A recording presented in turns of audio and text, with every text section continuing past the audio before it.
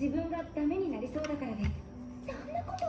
旅に連れ出してもらい、鮮明にギルドへの登録、おかげだから一度離れたいと思います。今はもう二度と会わないというわけではないのね。そんなことは考えていません。僕は皆さんの本当に残念ですが、龍馬さんが決めたの。人と関わりを持ちつつ訓練に励もうと思いますか。そうですね、場所は問題ないです。いけるな。決めました。ここを変えることにします。わかりました。では手続きは私の方でやっておきます。いいのですか。